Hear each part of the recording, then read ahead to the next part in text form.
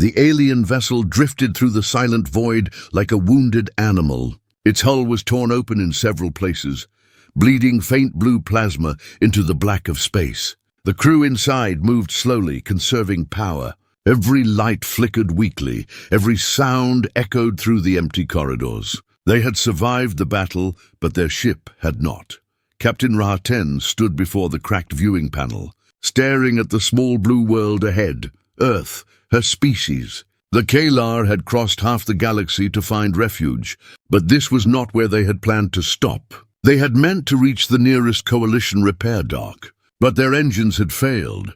Their navigation systems had collapsed, and this was the only signal they had received, a human beacon. "Captain," said First Officer Vire, his scaled face pale under the dim light. "We are within range of the human outpost. They have answered our distress call." Ra-10 blinked, surprised. "That quickly?" "Yes," he replied. "Their message reads, 'You're safe now. Docking coordinates attached. We'll take care of you.'" The captain frowned. No alien civilization she knew ever replied to a distress call with such simple warmth. Empires asked for payment. The Federation demanded proof of allegiance. Even neutral traders wanted something in return. But humans, they had only said, "You're safe now." As the damaged vessel limped toward the coordinates, the crew watched something extraordinary appear on their sensors. A human orbital yard, massive, bright, alive. Giant arms of steel reached into space like the branches of a metal forest. Hundreds of ships floated in perfect formation, some small, some colossal, each moving with silent grace. It was not a repair station. It was a city among the stars. "Is this human technology?" one of the engineers whispered. Ra-10 nodded slowly. "It appears so." She remembered the stories told among the older civilizations that humanity was young, reckless, and emotional. They were said to be clever but dangerous, always inventing before thinking. Yet as their ship approached the docking bay, she began to doubt those old tales. The human structures were not chaotic. They were beautiful, smooth, efficient, and shining with purpose. A calm voice came through the comms. "This is Commander Harris of Mars Orbital Yard 12. You are cleared for docking. We see your injuries. Welcome to Sol." The voice carried no pride, no suspicion, just steady confidence. Inside the ship, the crew exchanged nervous glances. "They sound so calm," whispered Veer. "Do they not fear us?" "They should," said Ra-10 quietly. "We carry weapons that could vaporize half their station. Yet they speak as if we are guests." Moments later, their ship settled into the human dock with a soft metallic thud. Atmosphere seals engaged, and artificial gravity stabilized. The crew felt their first moment of stillness in weeks. Then the outer hatch opened, and humans entered. They were wearing clean white suits, their faces open and curious. No soldiers, no guns, just engineers. One of them, a woman with silver streaks in her hair, smiled and raised a hand. "Welcome," she said. "You're in good hands now." Ra-10 studied her face, looking for deceit. There was none. The human's eyes were bright, almost childlike, yet filled with experience. "You are not afraid of us?" Ra-10 asked. The woman laughed softly. "Fear? No, you asked for help. That makes you our responsibility." The alien crew exchanged puzzled looks. Responsibility? It was such a human word, oddly personal, almost emotional. Hours passed as human engineers moved through the ship like healers through a hospital. They worked quietly, efficiently, explaining every step. They brought strange machines that could reshape metal instantly, tools that hummed with blue energy, and drones that patched fractures faster than any technology the Kayla had ever seen. At one point, Ra-10 asked one of them, "What do you want in return for this?" The engineer looked confused. "Return nothing. You needed repairs. We help those who need help. But to why?" "Because someone once helped us," he said simply, and continued his work. That answer unsettled her more than anything. In her world, nothing was free. Every act was a trade, every kindness a weapon in disguise. But these humans seemed different. As the repairs continued, the Kalar noticed more. The humans did not brag about their technology. They did not act superior. They shared food, water, and even entertainment. Some of the younger human engineers laughed as they showed the aliens holograms of Earth's oceans and forests. "This is the Pacific," one said proudly. "Still the largest ocean we've got." The aliens stared in silence. They had forgotten what oceans looked like. Their worlds were mostly barren now, drained by centuries of war. That night, as the human workers left, Raten stood alone in the observation deck. Below her, Earth glowed, blue, alive, fragile yet strong. For the first time in years, she felt something she had forgotten: hope. But deep in her heart, a quiet unease stirred. These humans had technology they should not have, machines far ahead of their supposed level. Their kindness seemed too easy, their resources too abundant. What if their help came with a price she could not yet see? As she turned to leave, a faint message flickered on her console. It was from her own sensors, an encrypted reading hidden in the ship's systems. It showed an unknown energy signature coming from the human dock.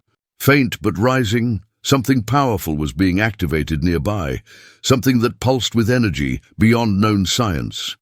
Captain Raten's eyes narrowed. "They are helping us," she whispered, "but what are they preparing for?" The stars outside shimmered as the ship's lights steadied once more. Repairs were underway. Humanity had welcomed them.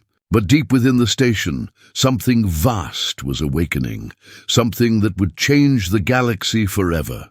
And for the first time, Ra-10 wondered whether arriving for repairs had been a miracle or a mistake. When the Kayla crew woke the next morning, they could not believe what they saw. Their ship looked alive again. The broken panels gleamed like new metal. The burnt edges of the hull were gone, replaced with smooth, silver plating that seemed to pulse softly, as if the ship itself was breathing. Captain Ra-10 stepped out of her quarters, her boots echoing on the deck that had been shattered just a day before. It had been rebuilt overnight. "Report," she ordered, though her voice trembled slightly.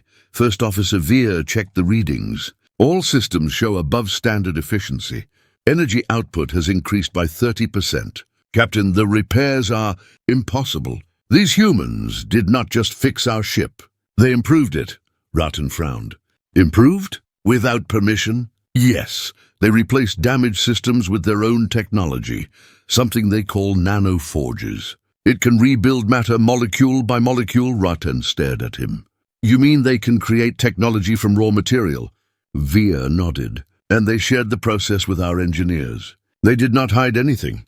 That was what confused her the most. Humans were not acting like traders or politicians. They acted like friends who wanted nothing but to help. Yet that kind of generosity was rare in the galaxy and dangerous.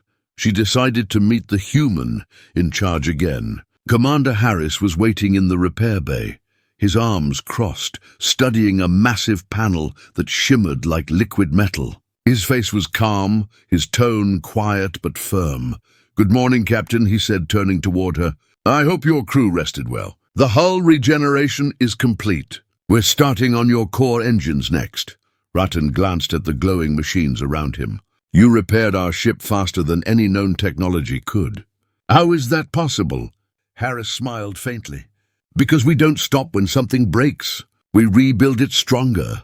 That's not repair," she said. "That's creation," he nodded. "That's humanity's way. Every mistake, every war, every loss, we build something better from it. The universe taught us pain. We answered with progress." She did not know what to say.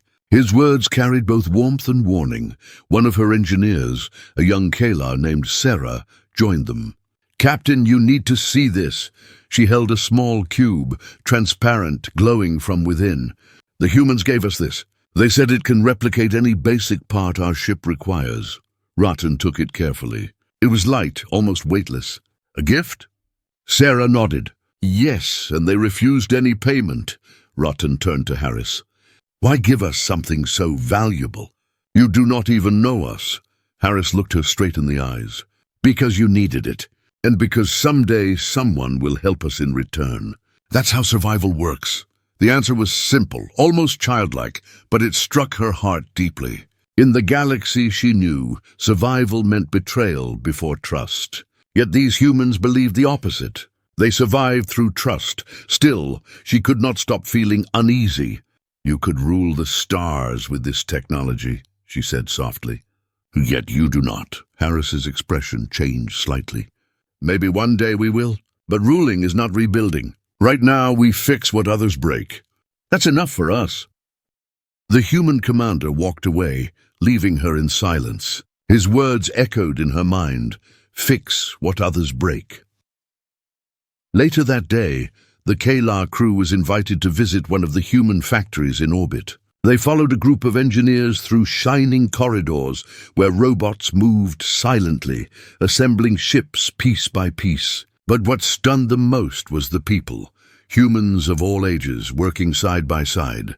Some were old, some were young, some even missing limbs replaced by mechanical parts. Yet every face carried determination and pride. One of the older workers noticed the alien's surprise. "Lost my leg 20 years ago," he said cheerfully, tapping his metallic limb. "Humans fix themselves too." Raten smiled politely, though she felt a chill inside. These people turned every wound into progress, every scar into technology. It was beautiful and terrifying.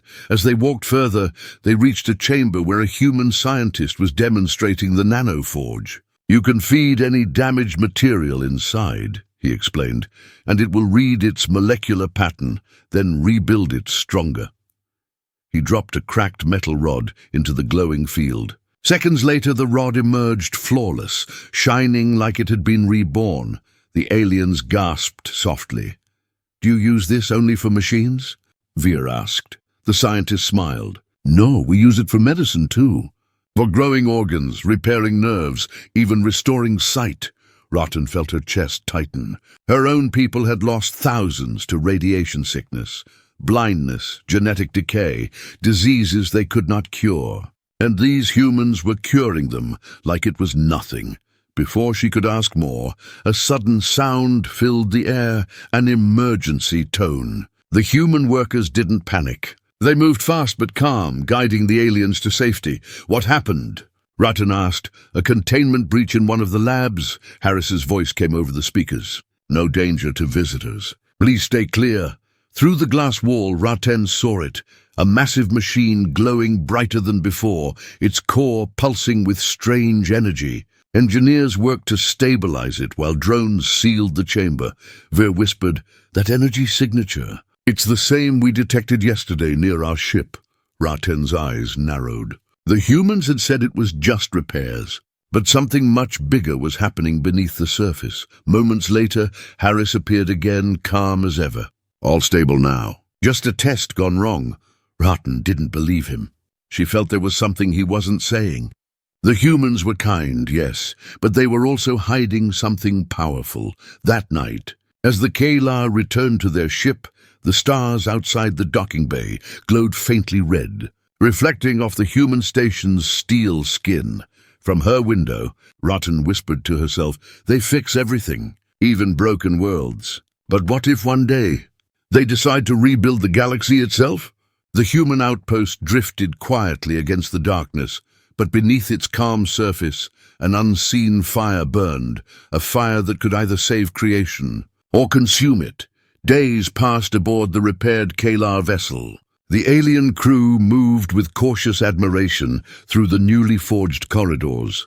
Everything gleamed with human precision, flawless edges, efficient systems, lights that never flickered. Yet beneath that perfection, Captain Raten felt something wrong. The hum of the ship sounded different.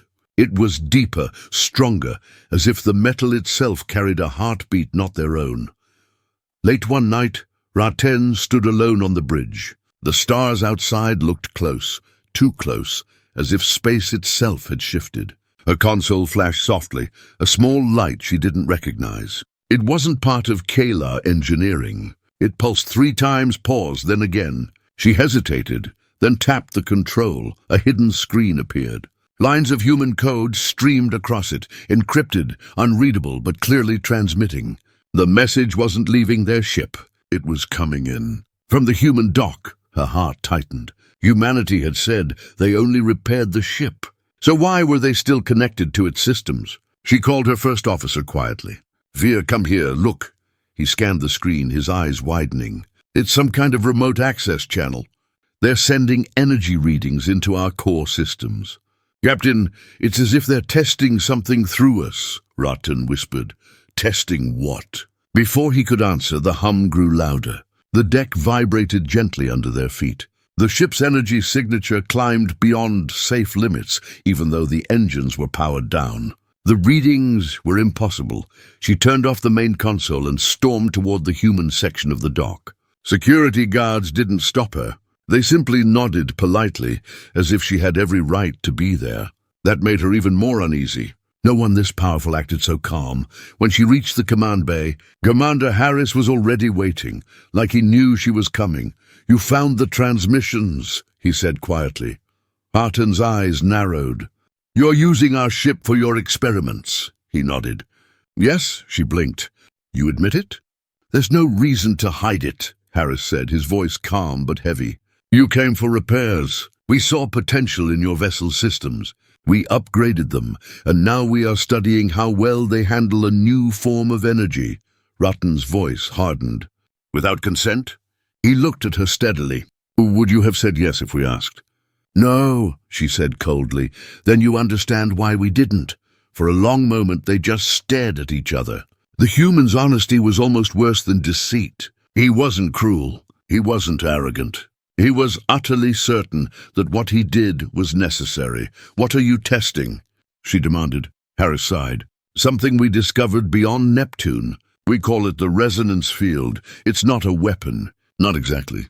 It's energy that interacts with matter on a quantum level, heals it, strengthens it, maybe even changes it. Changes it how?" He hesitated. "Makes it more human." Ratten felt her chest tighten. "You mean you're rewriting the base code of our ship with human energy?" He didn't answer, but the silence was answer enough. She stepped back, her throat dry. "You are infecting us with your technology." Harris's eyes softened. "Not infecting, evolving. You asked for repairs. We gave you more. You'll leave here better than when you arrived. Stronger, faster, self-repairing. The galaxy is not kind, Captain. You will need this." She shook her head. "You speak like gods," he smiled faintly. "No, Captain. We just stopped waiting for gods." Her mind raced as she returned to her ship. She felt betrayed, but also terrified, because part of her knew he was right. Humanity's gift was powerful. The ship ran smoother than ever. The systems responded to thoughts faster than commands. Even the crew felt stronger, more alert, as if something in the air had changed, but at what cost? The next morning, Veer approached her with a discovery. "Captain, we've scanned the new hull plating. It's not metal anymore." "What do you mean?" "It's alive," he whispered. "It's growing." Slowly but growing. The molecules shift like organic tissue. Our ship is becoming something else. Ratten felt the cold press of fear in her chest. She ordered an immediate lockdown and tried to shut down the new systems. The ship refused. Every control she touched responded with the same message: access denied. The humans had built their technology too deep. It was no longer under their command. She slammed her fist on the console. "We are not their experiment!" But before she could issue further orders, the main screen lit up with Harris's face. His voice was calm as ever. "Captain, please don't panic. You are not in danger. The process is nearly complete." "What process?" she shouted. "Integration," he said. "Your ship will carry a part of us. You will take our technology to the stars. When the next war comes, you'll be ready." Ratten's anger turned to confusion. "Next war? With who?" Harris looked away for a moment, his expression dark. "With whatever destroyed the last fleet that reached this system." The connection ended. The bridge was silent, except for the steady heartbeat of the engines, the new human heartbeat. The crew stared at the walls as faint lines of light began to pulse across the metal like veins. The ship was alive, and it was listening. Ratten closed her eyes, feeling the vibration through her palms. Part of her wanted to rip out the human machines. Another part wanted to believe Harris, that humanity had saved them for a reason, but deep down she knew the truth. Humanity's gift wasn't kindness. It was transformation. They didn't just repair what was broken. They made it theirs. and soon the Kayla ship would no longer belong to her people at all. The ship floated in silence above Earth's orbit, glowing faintly under the light of the sun. Its hull, once cracked and broken, now shimmered like living silver. Every piece of metal pulsed with soft blue veins, as if something alive was breathing beneath the surface. Captain Raten stood on the bridge, her hands behind her back. Around her, her crew worked quietly. They had stopped questioning the changes. The ship obeyed them still, but in ways they did not fully understand. Doors opened before commands. Systems anticipated needs before they were spoken. It was as if the vessel could think. Via broke the silence. "Captain, the humans have cleared us for departure. They say the upgrades are complete." "Upgrades," she repeated softly, the word bitter on her tongue. "That is what they call it." Still, she gave the order. "Prepare for undocking." The clamps released and the ship drifted free. For a moment, the stars outside seemed to bend. The engines whispered, not roaring, not burning, but humming, as if powered by something far greater than fuel. The crew felt it through their bones, a calm vibration that felt strangely alive. Raten's voice trembled slightly. "Engage main drive." The ship responded with perfect grace, gliding into the black. No shaking, no turbulence. The controls felt effortless, as though the ship was guiding itself, but the peace did not last. Moments after leaving orbit, the ship's communication array activated on its own. Lights flickered. The main screen filled with human symbols. "Captain," shouted Via. "Incoming broadcast from Earth!" Raten turned sharply. On screen, the image appeared. Commander Harris stood once again. Behind him, the shining walls of Mars' orbital yard. His tone was calm, his eyes serious. To the crew of the Kayla vessel Vayner, "This message is meant for you, and for anyone who may hear it in the dark." The entire bridge went silent. "You came to us broken," Harris continued, "and we gave you more than repairs. We gave you the same gift that once saved us from extinction, the will to rebuild. The energy now flowing through your ship is not human alone. It is the sum of what we are, memory, invention, and persistence. Carry it with you, but remember, every creation carries choice." Raten's jaw tightened. "Choice?" she whispered. Harris's image flickered slightly. "Yes, you can use this technology to heal worlds or to conquer them. What you do next will decide how the galaxy remembers humanity." The broadcast paused. A faint smile crossed his face, not of pride, but of warning. "If darkness returns, send this signal back to us. We will answer." Then the screen went black. The silence that followed was deep, heavy, almost sacred. Via broke it quietly. "Captain, what does he mean? Why send such a message?" Raten's eyes drifted toward the stars. "Because he knows something is coming," she said softly. "And he has turned us into their messengers." She opened the long-range sensors. Beyond their scanners, she could still sense faint ripples of the energy, the resonance field. It stretched through the void, connecting their ship back to the human stations, as though an invisible thread tied them together. "Captain," Sarah said from her console, voice shaking. "The power core, it's stabilizing on its own." "I didn't touch anything," Raten nodded slowly. "It is no longer ours to command. The ship listens to something greater now." The crew stared at her, uneasy. Via spoke again, softer this time. "Do you think they meant well?" Raten closed her eyes for a long moment before answering. "I think they did. But even kindness can be dangerous when it comes from gods who still see themselves as human." Outside, the stars shifted. The Vayner accelerated, faster than any Kayla ship had ever traveled. It sliced through space like a beam of light, leaving a silver trail behind. Then something unexpected happened. Their sensors detected a faint signal, a distress call, weak but clear. It came from deep space, near the edge of a dying star system. Hutton stared at it. The frequency was old, ancient, one used by the same fleet that had destroyed them months ago. "They are back," Veer whispered. The bridge darkened. Every screen flickered with static before a final message appeared, one that none of them had sent. It read, "Transmission relayed automatically. Humanity responds." A pulse of blue energy shot from the ship's hull, echoing through the void.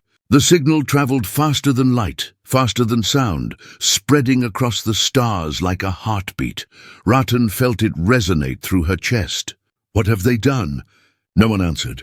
The Vena began to glow, its hull alive with light. It was as if the ship itself was calling out, carrying humanity's voice across the galaxy. And somewhere, far beyond their reach, other signals began to answer, distant, faint but real. One by one they replied in human code. Humanity was not just on Earth anymore. Their technology, their will, their essence, had spread like seeds through the stars. Ratan stood tall, her fear slowly replaced by something else. Respect. They said they fix what is broken, she whispered. But maybe they also prepare for what is coming. As the ship disappeared into the black, her words echoed in the silence. Far behind them, the blue planet called Earth glowed beneath its shield of clouds, unaware that its quiet promise of help had just awakened something vast across the universe. The message humanity sent that day was not one of war or peace. It was a declaration. We rebuild, we endure, and if the stars fall, we will rise again. The Kayla ship vanished into the light, carrying with it the greatest secret in the galaxy, that sometimes the most dangerous gift is hope.